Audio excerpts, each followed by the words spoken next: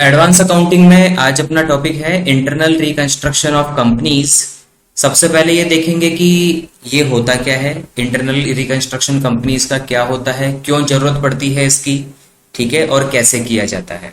तो आप यहाँ पे देख सकते हैं, a company might have suffered huge losses in the past और might have the problem of over capitalisation और might have over valued its fixed assets because of inadequate provision for depreciation.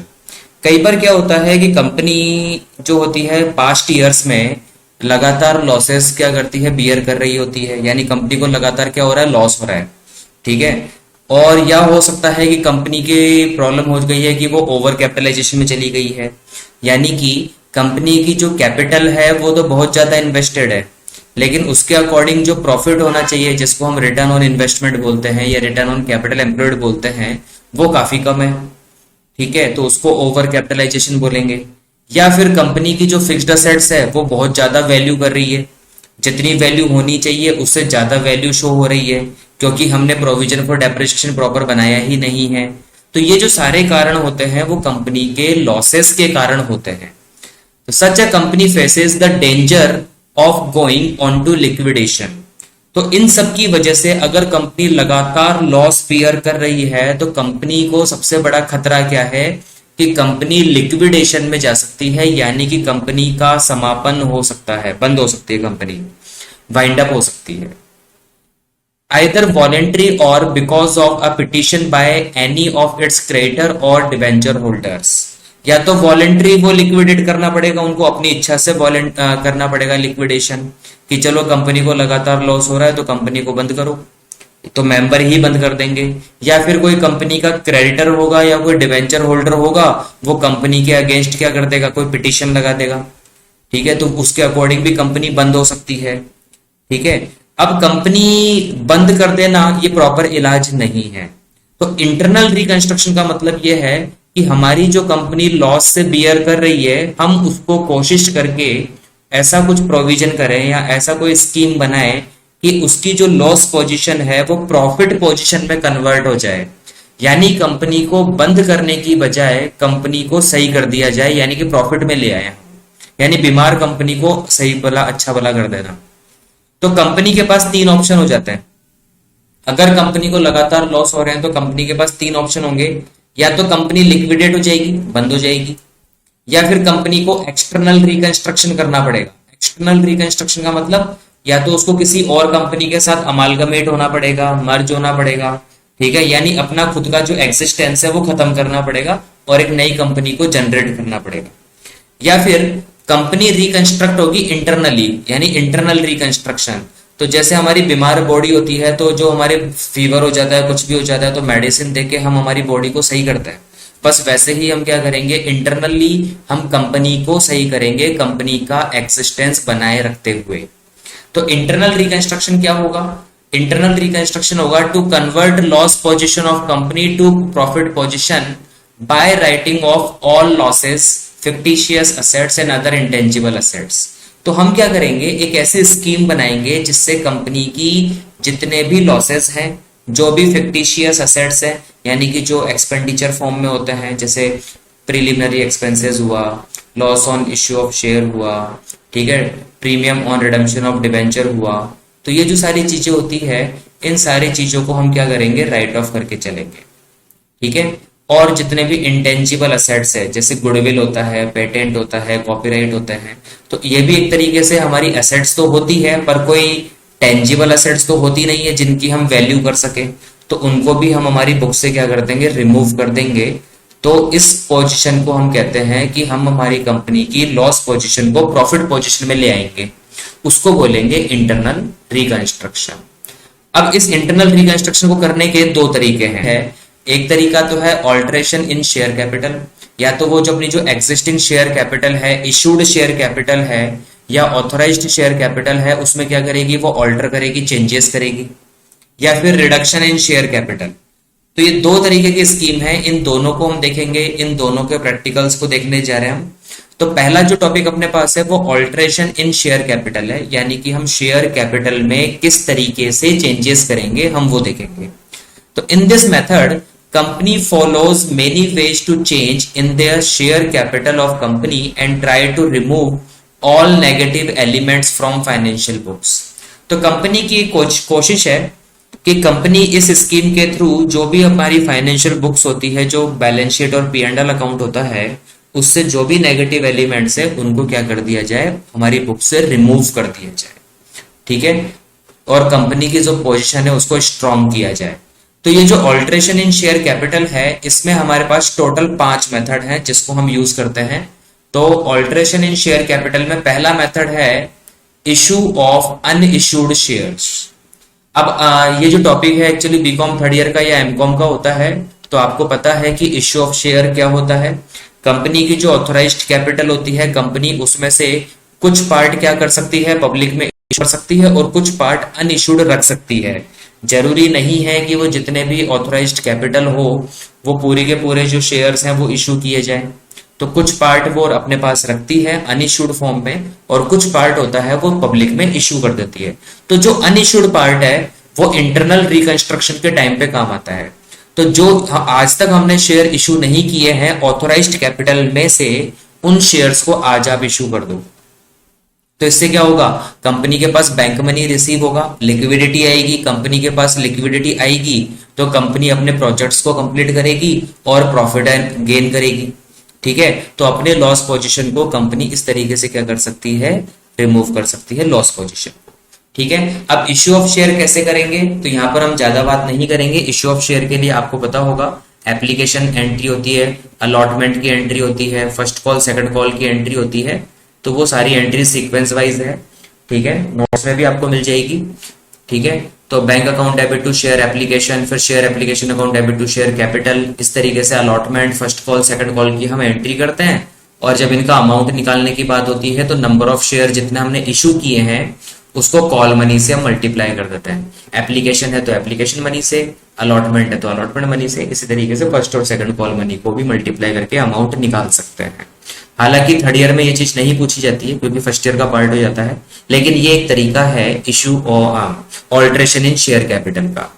इसके बाद मेथड नंबर 2 की बात करेंगे, ये नया topic है आपके लिए। मेथड नंबर 2 ये कहता है कंसोलिडेशन ऑफ शेयर्स, कि आप अपने शेयर्स का कंसोलिडेट कर दो आप।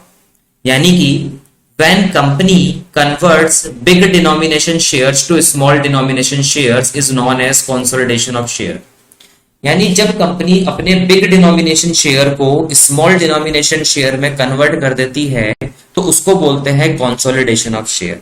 यानी एक सिंपल वे में अगर मैं कहूं कि मान लो कि आज कंपनी का 100 रुपीज का एक शेयर है, तो कंपनी ये देखती है कि 100 रुपीज का शेयर आज कोई ले नहीं पा रहा, परचेज नहीं कर पा रहा, तो हम इसके टुकड़े कर देते हैं। यानी हम 100 रुपीज वाले शेयर को 10 रुपए में कन्वर्ट कर देते हैं। तो 100 को 10 में कन्वर्ट कर देंगे और 10 एक शेयर को 10 शेयर में कन्वर्ट कर देंगे। तो जहां पर हमारा शेयर 100 इंटू 1 था, अब 10 इंटू 10 हो जाएंगे। तो टोटल वैल्यू तो वही रहेगी सेम जो पहले थी, लेकिन इससे क्या होगा, हमारे जो शेयर की वैल्यू है वो 100 रुपीज की बजाय 10 रुपीज का हो जाएगा। तो इससे क्या होगा, शेयर हमारा सस्ता होगा, तो जो ज्यादा पब्लिक है वो उसको परचेज कर पाएगी, तो कंपनी की लिक्विडिटी इंक्रीज हो जाएगी। ठीक है, फॉर एग्जाम्पल मान लो कि हमारे पास एक कंपनी है एक्स लिमिटेड, वो कन्वर्ट करती है it's 60,000 shares of 100 rupees each. तो अगर 60,000 शेयर कंपनी के पास हैं, 100 रुपए का एक शेयर है, तो 60 लाख क्या हो गया।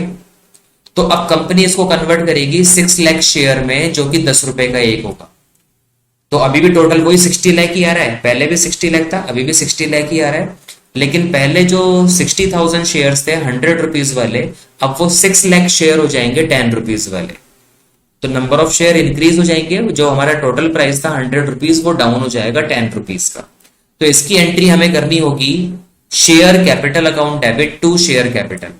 बस फर्क ये होगा कि जो डेबिट में जो शेयर कैपिटल होगा वो ओल्ड डिनोमिनेशन होगा, यानी कि 100 रुपीज वाला, और जो टू शेयर कैपिटल क्रेडिट में होगा वो न्यू डिनोमिनेशन होगा, यानी कि 10 रुपीज वाला। तो हमने क्या किया, हमारी कंपनी के जो शेयर कैपिटल था उसमें ऑल्टर कर दिया, नंबर ऑफ शेयर भी चेंज हो गए, इंक्रीज हो गए, और जो पर शेयर प्राइस था वो हमने डाउन कर दिया। इसको बोलेंगे consolidation of share. Total amount में फर्क नहीं पड़ेगा, नंबर ऑफ शेयर में फर्क पड़ेगा और अमाउंट में भी इसका इफेक्ट आएगा। ठीक है, तो शेयर कैपिटल ओल्ड वाली जो ओल्ड डिनोमिनेशन था वो डेबिट हो गया, यानी कि वो अकाउंट बंद हो गया। To share capital credit, share वैसे कैपिटल अकाउंट क्रेडिट होता है, तो क्रेडिट अपन कर देंगे नए वैल्यू से, तो न्यू वैल्यू हमारा अकाउंट में आ जाएगा। ये दूसरा तरीका होता है ऑल्टर का। ऑल्टर का तीसरा तरीका होता है सब डिवीजन। हम ये कह सकते हैं कि जो सब डिवीजन होता है वो कंसोलिडेशन का जस्ट अपोजिट होता है। यानी कंसोलिडेशन में हम करते हैं बिग डिनोमिनेशन को स्मॉल डिनोमिनेशन में कन्वर्ट करते हैं, जबकि सब डिवीजन में हम क्या करते हैं, स्मॉल डिनोमिनेशन शेयर को बिग डिनोमिनेशन शेयर में कन्वर्ट करते हैं। कई बार क्या होता है, कंपनी का शेयर इतनी स्मॉल वैल्यू का होता है कि कोई परचेज नहीं करता या उसकी कोई इतनी वैल्यू नहीं मानता, तो फिर कंपनी क्या करती है, अपने शेयर की वैल्यू थोड़ी इंक्रीज करती है। ठीक है, तो कंपनी क्या करेगी, जब कंपनी अपने स्मॉल डिनोमिनेशन को बिग डिनोमिनेशन में कन्वर्ट करेगी तो उसको बोलेंगे subdivision, small to big. तो सेम क्वेश्चन रहेगा, बस फर्क ये रहेगा कि हमारा जो पहले 60 इंटू 100 था, अब 6 लाख इंटू 10 है, जिसको हम कन्वर्ट करने जा रहे हैं 60,000 share of 100 rupees each. Entry बिल्कुल सेम रहेगी, ओल्ड डिनोमिनेशन डेबिट होगा और न्यू डिनोमिनेशन क्रेडिट होगा। बस फर्क ये होगा, इस बार जो ओल्ड डिनोमिनेशन है वो 10 रुपीज है और जो न्यू डिनोमिनेशन है वो 100 रुपीज है, स्मॉल टू बिग। ठीक है, ये तीनों मेथड बिल्कुल क्लियर हो गए होंगे। यहाँ पे छोटे छोटे मेथड है, इससे ज्यादा बड़े मेथड नहीं आते हैं इनमें। इसके बाद मेथड नंबर 4।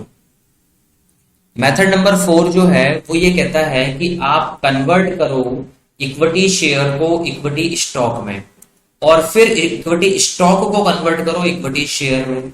तो ऐसा क्यों किया जाता है? कई बार क्या होता है कि जैसे कंपनी ने अप्लाई किया, मान लो एक एग्जांपल के थ्रू बताता हूं कि जैसे मान लो कि कंपनी के पास 10,000 शेयर है, 100 रुपीज का एक है, तो 10 लाख रुपए की हो गई है, 10 लाख रुपीज के शेयर हो गए।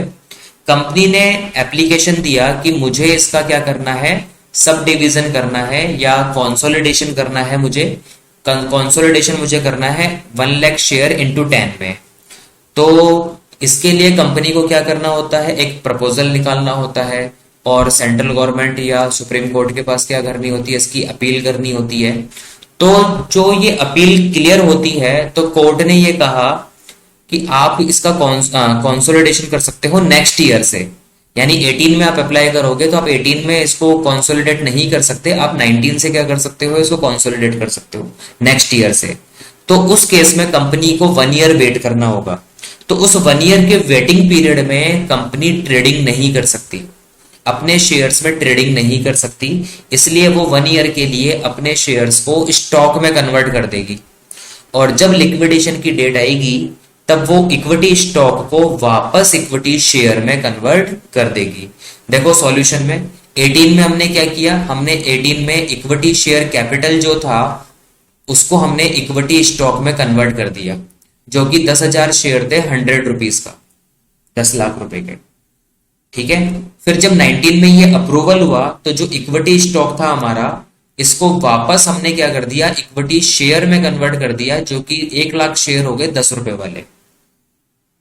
तो किया तो हमने वही जो कंसोलिडेशन में किया था, 100 रुपए वाले को 10 रुपए में कन्वर्ट किया, लेकिन यहाँ पर 1 ईयर का टाइम पीरियड आ चुका है, वेटिंग टाइम पीरियड आ चुका है, तो 1 ईयर तक हमें क्या करना पड़ेगा, इक्विटी स्टॉक में कन्वर्ट करना पड़ेगा। तो अगर मैं दोनों एंट्री को एक साथ देखूंगा तो आप देख सकते हो 2 इक्विटी स्टॉक और यहाँ पर इक्विटी स्टॉक डेबिट है, तो दोनों आपस में कट हो सकते हैं। तो equity share capital account debit to equity share capital हो जाएगा, वही old denomination to new denomination. लेकिन 1 ईयर के गैप होने की वजह से हमें इसको स्टॉक में कन्वर्ट करना पड़ेगा। इसके बाद 5th और लास्ट पॉइंट है इसका, फर्स्ट पॉइंट का जो ऑल्टरेशन इन शेयर कैपिटल है उसका 5th और लास्ट पॉइंट है कि आपके पास जो अनइश्यूड शेयर कैपिटल है आप उनको सबको कैंसिल कर दो। यानी कि कंपनी की ऑथराइज्ड कैपिटल 1 लाख शेयर की है, कंपनी उसमें से 80,000 शेयर इश्यू कर चुकी है, 20,000 शेयर अभी कंपनी के पास अनइश्यूड हैं जो कंपनी इशू नहीं करना चाहती, तो कंपनी उन्हें कैंसिल कर सकती है। तो इससे क्या होगा, जो कंपनी की जो टोटल इशूड कैपिटल होने वाली थी 1 लाख, अब वो 80 पे हो जाएगी। तो शेयर कैपिटल को कम करना भी तो ऑल्टरेशन ही है। तो ऑल्टरेशन का एक तरीका ये भी है कि जो अनइश्यूड शेयर होंगे हम उनको कैंसिल कर देंगे कि फ्यूचर में हम उनको इश्यू नहीं करेंगे। तो अनइश्यूड शेयर को हम अकाउंट में कहीं नहीं दिखाते हैं, कहीं बैलेंस शीट में, लायबिलिटी एसेट्स में कहीं नहीं दिखाते हैं, इसलिए इसके अकाउंटिंग ट्रीटमेंट की कोई रिक्वायरमेंट नहीं है। इसको कैंसिल करने के लिए कोई एंट्री नहीं करनी पड़ेगी आपको। ठीक है, तो ये पहला मेथड आपका यहाँ पे खत्म हो गया। अब इसमें क्या कर रहे हैं, अब अपन बात कर रहे हैं सेकंड मेथड की, कि हम इंटरनल रिकंस्ट्रक्शन में सेकंड कौन सा ऐसा ऑप्शन है जिसको हम अडॉप्ट कर सकते हैं। तो सेकंड ऑप्शन है रिडक्शन इन शेयर कैपिटल। अब ये होता क्या है, देखो, it is a scheme of reduce all losses and fictitious assets by sacrificing some amount of shareholders reserves and non current liabilities. इसका मतलब साफ साफ क्लियर है कि हम हमारे जो कंपनी के इंटरनल और एक्सटर्नल जो फैक्टर्स होते हैं, यानी जो शेयर होल्डर होते हैं, रिजर्व होता है, नॉन करंट लायबिलिटी यानी कि डिबेंचर, क्रेडिटर, या जो भी मतलब जो भी हमारी कंपनी से मनी मांगते हैं, जो हमसे पैसा मांगते हैं, हम उन सबको ये बोलेंगे कि आप अपने हिस्से का कुछ अमाउंट क्या करिए, सेक्रीफाइस करिए। ठीक है, यानी कि अगर शेयर होल्डर हमसे अगर 10 लाख रुपए मांगता है तो हम उसको बोल देंगे कि भाई आपको हम 2 लाख रुपए आपको छोड़ने पड़ेंगे, बाकी के 8 लाख रुपए का शेयर कैपिटल आप रहोगे। ऐसे डिबेंचर मान लो 20 लाख रुपए का है तो उसको कह देंगे कि भाई आपको 5 लाख रुपए आप भूल जाओ, सेक्रीफाइस करना पड़ेगा, फ्यूचर में हम आपको 15 लाख रुपए पे कर देंगे। तो ये वाला सेक्रीफाइस उनको मानना पड़ता है। क्यों मानना पड़ता है? कि ये इंटरनल रिकंस्ट्रक्शन का पार्ट है और हर कोई कंपनी के स्टेक होल्डर्स हैं। ठीक है, और अगर कल को अगर ये स्कीम अगर मान लीजिए ये शेयर होल्डर या डिबेंचर होल्डर नहीं मानते हैं, ठीक है, तो कंपनी हो सकती है लिक्विडेशन में चली जाए, और लिक्विडेशन में जाने के बाद तो कंपनी बाउंड नहीं होती कि किसी को पे करे या ना करे। तो इसलिए अगर थोड़ा बहुत सेक्रीफाइस करने से कंपनी बच जाती है तो इन सारे फैक्टर्स को क्या करना होता है, अपना कुछ अमाउंट सेक्रीफाइस करना होता है। तो जो भी ये अमाउंट सेक्रीफाइस करेंगे उसको हम कैपिटल रिडक्शन बोलेंगे। जो भी अमाउंट ये सेक्रीफाइस करेंगे उनको बोलेंगे कैपिटल रिडक्शन, जो कि कंपनी के लिए तो प्रॉफिट ही होगा क्योंकि कंपनी इसको फ्यूचर में पे नहीं करेगी। और इस प्रॉफिट अमाउंट से कंपनी इस प्रॉफिट अमाउंट को यूज कर सकती है for writing off all losses and fictitious assets and etcetera, that's like intangible assets हो। ठीक है, तो कंपनी ये कहेगी कि जो कंपनी की लायबिलिटीज हैं वो थोड़ा थोड़ा अमाउंट क्या करो, आप सेक्रीफाइस करो, त्याग करो, और वो अमाउंट हम प्रॉफिट के तौर पे लेके हमारे लॉसेस को क्या कर देंगे, राइट ऑफ कर देंगे। तो हमारे जो लॉस पोजीशन है वो हमारी प्रॉफिट पोजीशन में कन्वर्ट हो जाएगी, यानी हमारी बैलेंस शीट से ये जो लॉसेस होंगे ये रिमूव हो जाएंगे। इसके लिए हमें कुछ अकाउंटिंग ट्रीटमेंट करना होता है, जनरल एंट्री के थ्रू हम देखेंगे। सबसे पहला नंबर सेक्रीफाइस का जो आता है वो शेयर होल्डर का आता है। आपने हमेशा सुना होगा कि जब भी कोई रिवॉर्ड मिलेगा यानी कि डिविडेंड मिलेगा, कुछ भी मिलेगा, तो शेयर होल्डर हमेशा लास्ट में आएगा। लेकिन जब भी कंपनी प्रॉब्लम में होगी, कंपनी लॉस में होगी, तो सबसे पहले सेक्रीफाइस करने के लिए शेयर होल्डर ही सबसे पहले आता है, क्योंकि शेयर होल्डर को ही कंपनी का ओनर बोला जाता है। ठीक है, तो हम क्या करेंगे, सबसे पहले एंट्री करेंगे। अगर हमने शेयर होल्डर से कुछ अमाउंट सेक्रीफाइस करवाया है तो हम क्या करते हैं, ओल्ड प्राइस तो डेबिट करते हैं। अभी हमने ऊपर देखा था कंसोलिडेशन में और सब डिवीजन में कि जो ओल्ड डिनोमिनेशन है वो हम डेबिट कर देंगे और जो न्यू प्राइस है वो हम क्रेडिट कर देंगे। लेकिन कंसोलिडेशन सब डिवीजन में क्या होता है कि ओल्ड और न्यू प्राइस टोटल सेम होता है, यहां पर सेम नहीं होगा। अगर आपका ओल्ड प्राइस मान लो 10 लाख रुपए का है और न्यू प्राइस आपने मान लो 8 लाख रुपए रख दिया, तो 2 लाख रुपए आपका सेक्रीफाइस अमाउंट हो गया, जो आपका प्रॉफिट होगा, जिसको आपको टू कैपिटल रिडक्शन में रखना पड़ेगा। और ये क्रेडिट है क्योंकि कंपनी के लिए प्रॉफिट है, प्रॉफिट क्रेडिट होता है। तो सिंपल एंट्री है, शेयर कैपिटल अकाउंट डेबिट जो ओल्ड प्राइस था, शेयर कैपिटल अकाउंट डेबिट जो अब न्यू प्राइस है, इन दोनों का जो डिफरेंस है वो सेक्रीफाइस अमाउंट है जो हमें कैपिटल रिडक्शन में रखना पड़ेगा। इसके बाद हम रिजर्व्स को काम में लेंगे। जितने भी रिजर्व हमने बना रखे हैं, चाहे वो कैपिटल रिजर्व हो, चाहे वो रेवेन्यू रिजर्व हो, चाहे वो सिक्योरिटी प्रीमियम हो, किसी भी टाइप का रिजर्व हो, आप उस रिजर्व को कैपिटल रिडक्शन में शिफ्ट कर दीजिए। यानी कैपिटल रिडक्शन एक अकाउंट हमने ओपन कर लिया और जो भी कंपनी को प्रॉफिट होगा हम उस कैपिटल रिडक्शन में शिफ्ट करते जाएंगे। तो शेयर कैपिटल से जो हुआ वो हमने रिडक्शन में डाल दिया। जितने भी रिजर्व का पैसा होगा उनको डेबिट करके बंद कर दो और उनके पैसे को हम शिफ्ट कर देंगे कैपिटल रिडक्शन में। उसके बाद नंबर आएगा हमारे डिबेंचर होल्डर का और क्रेडिटर का, जो भी हमारी आउटसाइडर लायबिलिटीज होती है। तो जो भी डिबेंचर होल्डर क्या करेगा, सेक्रीफाइस करेगा उस अमाउंट से, जो भी क्रेडिटर हमारा सेक्रीफाइस करेगा उस अमाउंट से हम इन दोनों को डेबिट कर देंगे और ये अमाउंट भी कहां चला जाएगा, कैपिटल रिडक्शन में चला जाएगा। जो भी डिबेंचर या क्रेडिटर अपनी तरफ से जो भी सेक्रीफाइस करेंगे वो कैपिटल रिडक्शन में चला जाएगा। इसके बाद एक बात आती है कि हो सकता है कि प्रेफरेंस शेयर का कुछ डिविडेंड पहले बाकी रहा हो, कि हो सकता है कि कंपनी ने लॉसेस की वजह से प्रेफरेंस शेयर को 2 साल 3 साल 4 साल का या 10 साल का डिविडेंड नहीं दिया हो। तो फिर यह प्रेफरेंस शेयर जो डिविडेंड जो प्रेफरेंस शेयर होल्डर मांगते हैं वो भी तो हमारी लायबिलिटी है, तो उनसे भी बात की जाएगी और उनको भी ये कहा जाएगा कि या तो आप पूरा का पूरा अमाउंट क्या कर दो, कैंसिल कर दो कि हम डिविडेंड नहीं देंगे, यानी पूरा का पूरा अमाउंट क्या कर दो, सैक्रिफाइस कर दो। ठीक है, तो सैक्रिफाइस करने की कोई एंट्री नहीं होगी। क्यों नहीं होगी?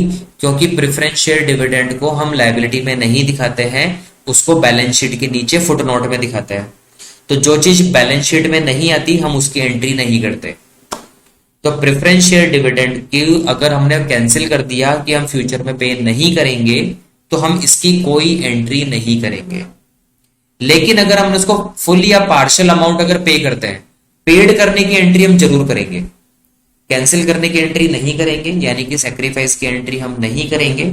लेकिन अगर हम प्रेफरेंस शेयर को पे करेंगे या तो पार्शियल अमाउंट या फिर फुल अमाउंट, तो फिर हम एंट्री करेंगे और वो एंट्री होगी केवल पेमेंट की। अच्छा, पेमेंट के लिए पैसा कहां से आएगा? कंपनी तो ऑलरेडी लॉस में चल रही है, तो कंपनी जब लॉस में चल रही होती है तो कंपनी के पास बैंक बैलेंस भी नहीं होता।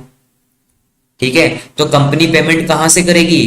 कंपनी ये जो फर्स्ट सेकंड थर्ड पॉइंट से जो सेक्रीफाइस हुआ है, उस सेक्रीफाइस अमाउंट से जो कैपिटल रिडक्शन बना है उसी अमाउंट से हमें क्या करना पड़ेगा, प्रेफरेंस शेयर डिविडेंड पे करना पड़ेगा।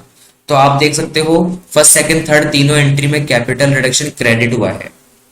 तो जब हम इससे पे करेंगे तो हम कैपिटल रिडक्शन को डेबिट करेंगे और प्रेफरेंस शेयर डिविडेंड को क्रेडिट करेंगे। ये हम कहलाएंगे कि हम इसको कहेंगे कि ये ड्यू की एंट्री है, यानी प्रेफरेंस शेयर डिविडेंड हमने ड्यू कर दिया कैपिटल रिडक्शन से। अब हम इसका पेमेंट कर सकते हैं।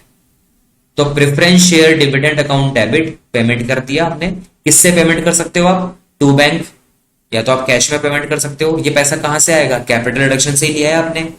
या फिर उसको आप इक्विटी शेयर या प्रेफरेंस शेयर में कन्वर्ट करके भी दे सकते हो, या फिर आप डिबेंचर के फॉर्म में भी कन्वर्ट करके दे सकते हो। यानी कैपिटल रिडक्शन से जो अमाउंट आप निकालोगे डिविडेंड के लिए, उसको आप बैंक के थ्रू यानी कि कैश में, इक्विटी शेयर में, प्रेफरेंस शेयर में या डिबेंचर में किसी में भी कन्वर्ट करके दे सकते हो आप। तो 2 एंट्री आपको करनी होगी, एक तो ड्यू करने पर और एक पेमेंट करने पर। लास्ट एंड फाइनल एंट्री होती है 5th एंट्री, कि जो भी हमने कैपिटल रिडक्शन में इकट्ठा किया है, कलेक्ट किया है अमाउंट, उससे आप राइट ऑफ कर दो सारे लॉसेस को, फिक्टिशियस असेट्स को और इंटेंजिबल असेट्स को।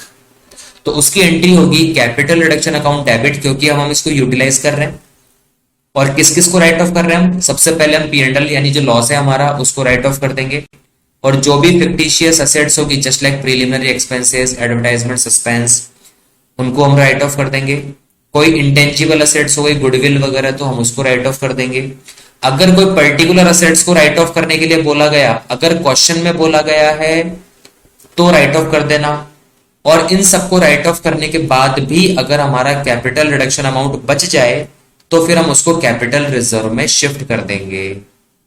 तो ये 5 स्टेप में एंट्री करनी होता। तो देखो, एक कंपनी है हमारी राम लिमिटेड, जिसकी बैलेंस शीट आपके सामने है, जिसमें सबसे पहले इंफॉर्मेशन नोट करने वाली बात है कि शेयर कैपिटल, रिजर्व सरप्लस और नॉन करंट लायबिलिटी। सबसे पहले आपको ये चीजें नोट कर लेनी है। तो सबसे पहले आपके सामने दिया हुआ है कि authorised, issued and subscribed and fully paid capital आपको दी हुई है 1506% cumulative preference share of 100 rupees each fully paid up, जो कि 1,50,000 का क्वेश्चन में दिया हुआ है। 2000 इक्विटी शेयर हमें दिए हुए हैं 100 रुपीज वाले 2 लाख रुपीज के, ये भी हमें क्वेश्चन में गिवन है। रिजर्व सरप्लस में देखो कैपिटल रिजर्व दिया हुआ है 36,000 का। इसके लिए मैंने कहा है कि रिजर्व को हमें काम में लेना है कैपिटल रिडक्शन में, क्वेश्चन में कहे या ना कहे, ये हमें लेना ही लेना है। Statement of P and L में देखो ब्रैकेट में वैल्यू है 1,10,375 की। इसका मतलब यह है कि ये लॉस है, यानी ये ब्रैकेट की वैल्यू है, ब्रैकेट का मतलब ये लॉस है और ये प्रॉफिट तो होगा ही नहीं स्कीम के अंदर। करंट लायबिलिटी में अगर हम बात करें तो बैंक ओवरड्राफ्ट हमारे पास 51,000 का है और सन्ड्री क्रेडिटर हमारे पास दिए हुए 42,500 के। इसी तरीके से जो असेट्स हमें गिवन है उसमें प्रॉपर्टी प्लांट एंड इक्विपमेंट हमें दिया हुआ है, tangible assets lease hold property हमारे पास है 50,000 की, प्लांट एंड मशीनरी हमारे पास है 1,52,500 रुपए की, इंटेंजिबल असेट्स में गुडविल हमारे पास है 50,000 की, तो गुडविल हमें राइट ऑफ करनी है। अदर नॉन करंट असेट्स के अंदर शेयर इश्यू एक्सपेंसेस हमें दिए हुए हैं 7,250 के, ये भी हमें राइट ऑफ करना है क्योंकि ये हमारी फिक्टिशियस असेट्स है, एक्सपेंसेस है। गुडविल हमारी इंटेंजिबल असेट्स है और एक हमारा ये लॉस 1,10,375 रुपए का। तो ये तीन वैल्यू तो हमें राइट ऑफ करने ही करने हैं क्योंकि ये बैलेंस शीट में नेगेटिव है हमारे लिए। इसके अलावा इन्वेंट्री में स्टॉक हमारे पास 79,175 का है और डेटर्स हमारे पास 30,200 के हैं। तो ये तो बैलेंस शीट की पोजीशन है, तो आपको इसमें समझ में आ गया होगा कि क्या तो हम यूज में लेंगे और क्या हम राइट ऑफ करेंगे। इसके अलावा नीचे इंफॉर्मेशन कुछ है हमारे पास।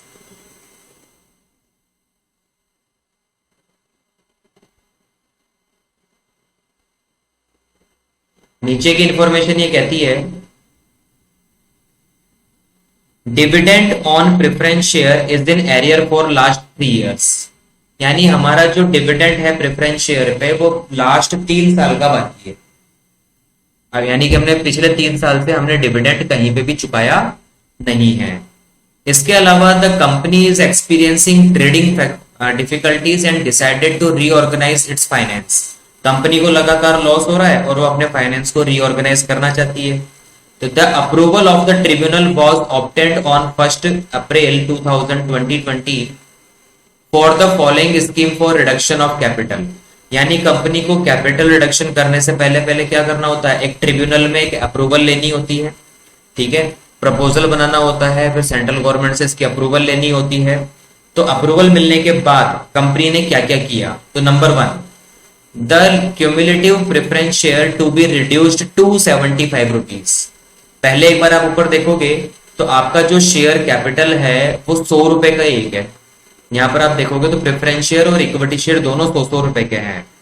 तो अब हमने क्या किया स्कीम में हमने ये कहा कि जो प्रेफरेंस शेयर है वो अब 75 रुपए का हो जाएगा।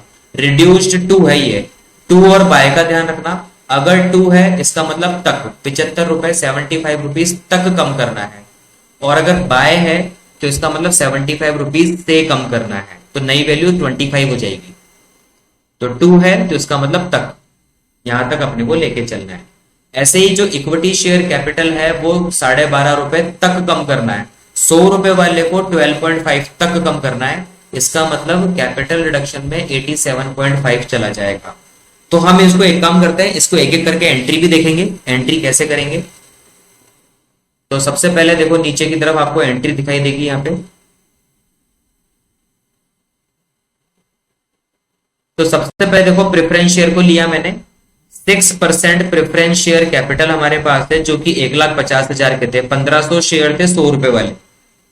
ये कितने शेयर थे, ये 1500 शेयर थे 100 रुपए वाले, ठीक है। ये तो आप ये अपना हो गया ओल्ड कैपिटल।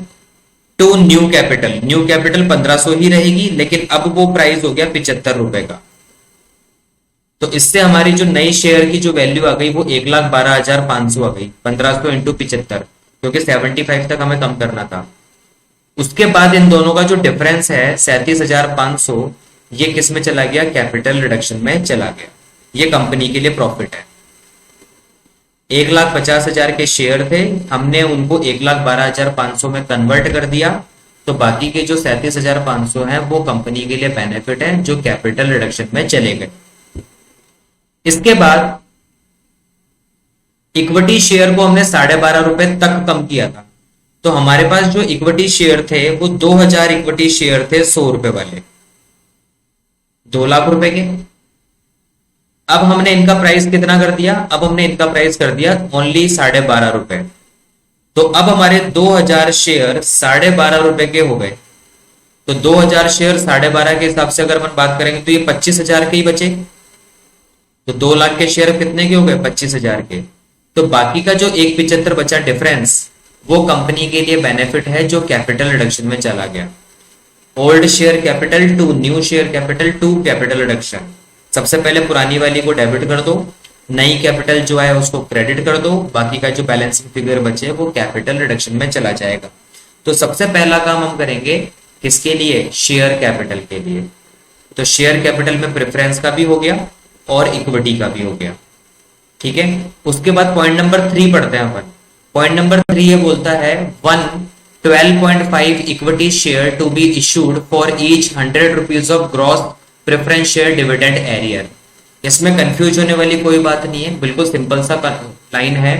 अगर हम डिविडेंड पे करेंगे 100 रुपीज का, तो उसके बदले में हम इक्विटी शेयर एक देंगे 12.5 रुपए वाला।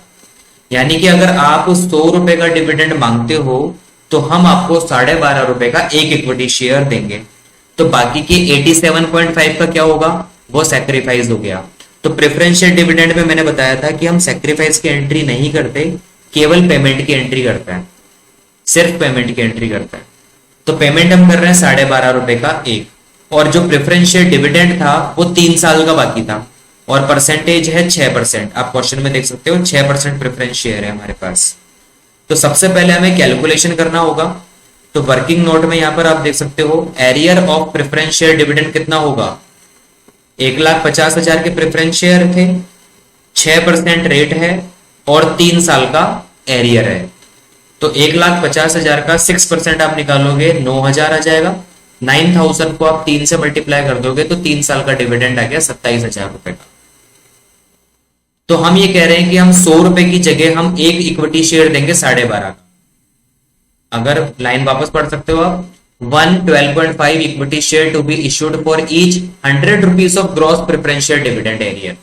अगर प्रेफरेंस शेयर डिविडेंड एरियर होता है 100 रुपए का, तो हम एक 12.5 रुपए का इक्विटी शेयर इश्यू करेंगे। तो 100 रुपए के बदले इश्यू करेंगे 12.5 का एक शेयर। तो 27,000 के बदले में कितना करेंगे, एक्स करेंगे। और ये बहुत सिंपल तरीका है, क्रॉस मल्टीप्लाई करके आप निकाल सकते हो।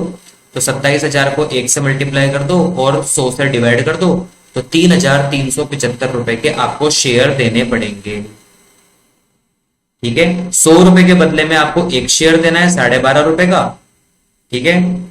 तो अगर आप 27,000 को मल्टीप्लाई कर दोगे 12.5 रुपए से, क्योंकि एक शेयर की वैल्यू 12.5 रुपए है, तो सिंपल सा फॉर्मूला है, आप इस तरीके से निकाल सकते हो। 27,000 को आप मल्टीप्लाई कर दो 12.5 रुपए से और डिवाइड कर दो 100 रुपए से, तो 3,375 रुपए का डिविडेंड आपको देना पड़ेगा। तो कितने शेयर देने पड़ेंगे, हमें 270 शेयर देने पड़ेंगे 12.5 रुपए वाले, तब जाकर 3,375 रुपए का टोटल पेमेंट होगा। इसकी 2 एंट्री मैंने बताई थी, एक तो पहले ड्यू करेंगे और उसका पेमेंट करेंगे। तो ड्यू करेंगे कैपिटल रिडक्शन से, तो इसका अमाउंट लेंगे किससे, कैपिटल रिडक्शन से अमाउंट लेंगे 3,375 प्रेफरेंस शेयर डिविडेंड के नाम से, और फिर बाद में इसका पेमेंट करेंगे हम इक्विटी शेयर में। तो preference share dividend account debit to equity share capital 3,375 रुपए हो जाएगा। यानी कि 270 इक्विटी शेयर हमें देने पड़ेंगे 12.5 के। 270 कैसे आएंगे, 3,375 में 12 रुपए 50 पैसे का डिवाइड कर दो आप, 12.50 का डिवाइड करोगे 270 शेयर्स आपके सामने आ जाएंगे, ठीक है। उसके बाद अगर अपन बात करें फोर्थ पॉइंट की, तो फोर्थ पॉइंट ये कहता है the balance in capital reserve account to be utilise. तो ये तो बिल्कुल क्लियर है कि जो रिजर्व में जो भी पैसा होगा वो हमें यूटिलाइज करना पड़ेगा, चाहे कहे या ना कहे। तो कैपिटल रिजर्व में देखो आप 36,000 पड़े हैं हमारे पास, ऊपर कैपिटल रिजर्व में 36,000 हमारे पास है। तो ये 36,000 कैपिटल रिजर्व के भी आप कैपिटल रिडक्शन में शिफ्ट कर दो। उसके बाद फिफ्थ स्कीम देखो क्या होती है। फिफ्थ स्कीम ये बोल रहा है कि जो प्लांट एंड मशीनरी है उसको राइट ऑफ करो, आप रिटर्न डाउन करो 275,000। यानी कि जो प्लांट एंड मशीनरी हमारी थी 1,52,500 की, इसको 75,000 रुपए तक डाउन कर दो, 2 लगा हुआ है तक डाउन कर दो, तो 152,500 में आप 75,000 को लेस कर दोगे तो 77,500 राइट ऑफ हो गई है। यानी जो डिफरेंस वैल्यू है वो राइट ऑफ करनी पड़ेगी कैपिटल रिडक्शन अकाउंट से। 6 पॉइंट ये बोलता है कि जो नेगेटिव बैलेंस है P&L का, जितनी भी इंटेंजिबल असेट्स है, all intangible assets and other non current assets to be written off. तो यानी कि जो गुडविल है, इश्यू एक्सपेंसेस है और जो ऊपर P&L अकाउंट का लॉस है 1,10,375 रुपए का जो लॉस है, हमें इन तीनों को भी राइट ऑफ करना है। क्वेश्चन में कह दिया इन्होंने, ठीक है। तो ये वाला पॉइंट अब हमें करके चलना है। तो हमने देखो यहाँ पे कैपिटल रिडक्शन कर दिया। टोटल कैपिटल रिडक्शन हमारे पास जो कलेक्ट हुआ है वो 2,45,125 हुआ है। कैसे हुआ? सबसे पहले प्रेफरेंस शेयर से हमें मिला 37,500, इक्विटी शेयर से हमें मिला 175 और कैपिटल रिजर्व से हमें मिला 36,000 और इसमें से हमने पेमेंट कर दिया 3,375 का प्रेफरेंस शेयर डिविडेंड को। तो टोटल हमारे पास जो आया वो 2,45,125 रुपए कैपिटल रिडक्शन में बचा। अब इसमें से राइट ऑफ करो सबसे पहले P&L को। तो टू स्टेटमेंट ऑफ P&L हमने राइट ऑफ कर दिया 1,10,375, गुडविल को राइट ऑफ कर दिया 50,000, शेयर इश्यू एक्सपेंसेस को राइट ऑफ कर दिया हमने 7,250 और प्लांट एंड मशीनरी के लिए क्वेश्चन में बोला था कि प्लांट एंड मशीनरी को हमें 75,000 तक राइट ऑफ करना है। तो हमारे जो प्लांट एंड मशीनरी की जो वैल्यू थी वो 1,52,500 थी और हमें 75,000 तक राइट ऑफ करना था। तो 77,500 जो बैलेंसिंग फिगर है वो राइट ऑफ हो जाएगा। तो यहां पर हमने ये देखा कि इन चारों को राइट ऑफ करने के बाद कैपिटल रिडक्शन में कोई वैल्यू नहीं बची, ना कम पड़ा ना ही हमें एक्स्ट्रा हमारे पास बचा है। पूरा का पूरा 245,125 काम में आ चुका है। टोटल लगा के देखोगे आप तो 245,125 एज इट इज काम में लिया जा चुका है, ठीक है। इसके बाद एक पॉइंट इसने बोला है कि ऑथोराइज्ड की जो शेयर कैपिटल है कंपनी की वो रिटेन करनी है आपको 3.5 लाख पे। अब एक बात ध्यान रखना, जब भी कंपनी की ऑथोराइज्ड कैपिटल के बारे में बोलेगा आपको कोई एंट्री नहीं करनी, क्योंकि इशूड कैपिटल के बारे में एंट्री करते हैं हम, ऑथोराइज्ड कैपिटल को केवल बैलेंस शीट में शो करते हैं, टोटल में शामिल नहीं होती। तो 3.5 लाख की इक्विटी शेयर हमारे टोटल शेयर कैपिटल होनी चाहिए ऑथोराइज्ड, जिसमें 1,500 शेयर होने चाहिए प्रेफरेंस शेयर 75 रुपए वाले, बाकी इक्विटी होने चाहिए। तो कोई ज्यादा नेसेसरी पॉइंट नहीं है। इसके बाद मैंने क्वेश्चन में लिखा है कि नेसेसरी आपको जनरल एंट्री करनी है और उसके बाद बैलेंस शीट आपको बना के चलनी है। तो नेसेसरी जनरल एंट्री तो हम कर चुके हैं, नेसेसरी जनरल एंट्री हम कर चुके हैं, ठीक है। आपकी बुक में वैसे 1-2 पॉइंट और होंगे, वो मैंने यहाँ पे नहीं लिए, वो नेसेसरी नहीं है क्योंकि वो इश्यू ऑफ शेयर का पॉइंट है, इसलिए वो हटा दिया। अब आपको सॉल्यूशन खाली स्क्रीन पे देखना है, बुक में नहीं देखना। तो सारी एंट्री करने के बाद अब हम बनाएंगे बैलेंस शीट, ठीक है। तो बैलेंस शीट को किस तरीके से प्रिपेयर किया जाएगा वो देखो। तो बैलेंस शीट आप लिखेंगे सबसे पहले बैलेंस शीट एज ऑन 1 अप्रैल 2019 और बैलेंस शीट में सबसे पहले आप शो करोगे शेयर होल्डर्स फंड। तो शेयर होल्डर फंड में शेयर कैपिटल आएगी और हमें सबसे पहले ऑथोराइज्ड कैपिटल बताना है। तो ऑथोराइज्ड कैपिटल के लिए क्वेश्चन ने बोला है कि आपको 1,500 शेयर जो प्रेफरेंस शेयर थे पहले 100 रुपए के थे, बाद में हम लोग उसको 75 रुपए का कन्वर्ट कर दिया था फर्स्ट पॉइंट में। तो 75 का रखना है जो कि 1,12,500 का होगा और बाकी के जो शेयर हैं वो आपको इक्विटी रखने हैं और टोटल आना चाहिए 3.5 लाख रुपए। टोटल आना चाहिए 3.5 लाख रुपए, 3,50,000 रुपए। ये ऑथोराइज्ड कैपिटल की बात है, ठीक है। तो बाकी के जो 3,50,000 हैं उसमें से 1,12,500 तो हमारे प्रेफरेंस शेयर हैं, ये तो फिक्स है। तो बाकी के क्या होंगे? तो बाकी के इक्विटी शेयर होंगे। तो बैलेंसिंग फिगर निकालना पड़ेगा। 3,50,000 में 1,12,500 आप लेस करोगे तो 2,37,500 आ जाएगा।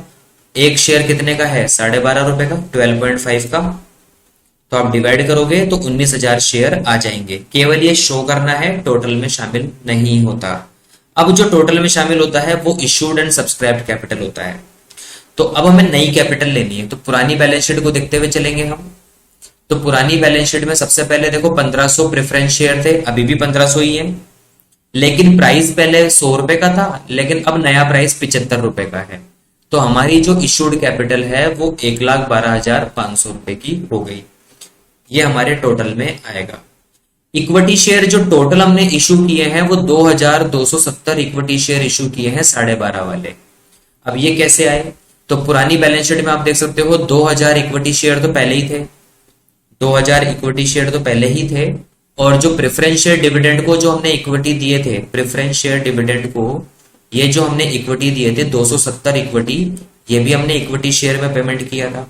तो 2,000 पुराने वाले और 270 ये वाले, तो 2,270 इक्विटी हो गए 12.5 रुपए वाले 28,375 के। रिजर्व सरप्लस हमारे पास निल होगा। क्यों होगा निल? क्योंकि रिजर्व सरप्लस में दो एलिमेंट थे हमारे पास, एक तो 36,000 का कैपिटल रिजर्व वो हमने यूटिलाइज कर लिया, और जो P&L था वो हमने राइट ऑफ कर दिया, तो ये दोनों ही एलिमेंट यहां से रिमूव हो गए। नॉन करंट लायबिलिटी पहले भी क्वेश्चन में नहीं थी, अभी भी नहीं है। करंट लायबिलिटी की अगर अपन बात करें तो करंट लायबिलिटी में पहले बैंक ओवरड्राफ्ट था 51,000 का, जो अभी एज इट इज रहेगा 51,000 का। क्यों रहेगा? क्योंकि हमने बैंक से रिलेटेड कोई काम नहीं किया है। क्रेडिटर हमारा 42,500 का पहले था, अभी भी 42,500 का है, क्योंकि हमने इनसे कोई सेक्रीफाइस नहीं करवाया है। तो लायबिलिटी का टोटल आ गया हमारा 2,34,375, 234,375। अब इतना ही टोटल असेट्स का आना चाहिए। अब असेट्स को देखते हैं। तो पुरानी बैलेंस शीट में जो असेट्स है हमारी वो लीज होल्ड प्रॉपर्टी है 50,000। तो लीज होल्ड प्रॉपर्टी को तो हमने यूटिलाइज नहीं किया है, तो 50,000 की lease hold property as it is आ जाएगी। तो नॉन करंट असेट्स में जो फिक्स्ड असेट्स है उसमें lease hold property 50,000 as it is आ गई, जो बैलेंस शीट में है। प्लांट एंड मशीनरी जो है वो 1,52,500 की है, जो कि नई बैलेंस शीट में 75,000 की आएगी, क्योंकि 77,500 हमने राइट ऑफ कर दिया। गुडविल हम राइट ऑफ कर चुके हैं, अब नहीं आएगा। Share issue expenses right of कर चुके हैं, वो अब नहीं आएगा। स्टॉक एज इट इज रहेगा, क्योंकि स्टॉक में कोई चेंज नहीं हुआ, तो 79,175 का स्टॉक एज इट इज रहेगा। 30,200 का डेटर है वो भी एज इट इज रहेगा। इसके अलावा कोई नई एसेट्स, कोई नई लायबिलिटी नहीं बनी, तो अब हम टोटल करेंगे तो इसका टोटल भी 234,375 आएगा, यानी कि सेम एज लायबिलिटीज। तो जो लायबिलिटी का टोटल था वो ही हमारी असेट्स का टोटल आएगा। तो यहां पर हम कह सकते हैं कि जो कैपिटल रिडक्शन हुआ उससे आप पुरानी बैलेंस शीट देखोगे तो उसमें आपको 3-4 नेगेटिव पॉइंट नजर आएंगे, जैसे आपका P&L है लॉस, गुडविल है, शेयर इश्यू एक्सपेंसेस है। लेकिन नई बैलेंस शीट में कोई भी नेगेटिव एलिमेंट आपको नजर नहीं आएगा। इवन जो आपकी ओवर वैल्यूएशन थी प्लांट एंड मशीनरी, वो भी आपकी एक्यूरेट वैल्यू पे नजर आएगी। ठीक है, तो ये पूरा का पूरा स्कीम है इंटरनल रिकंस्ट्रक्शन का। ठीक है, ये पूरा थ्योरेटिकल और प्रैक्टिकल मोस्ट इंपोर्टेंट टॉपिक है, जिसके रिगार्डिंग आपको इसकी प्रैक्टिस करनी ही है।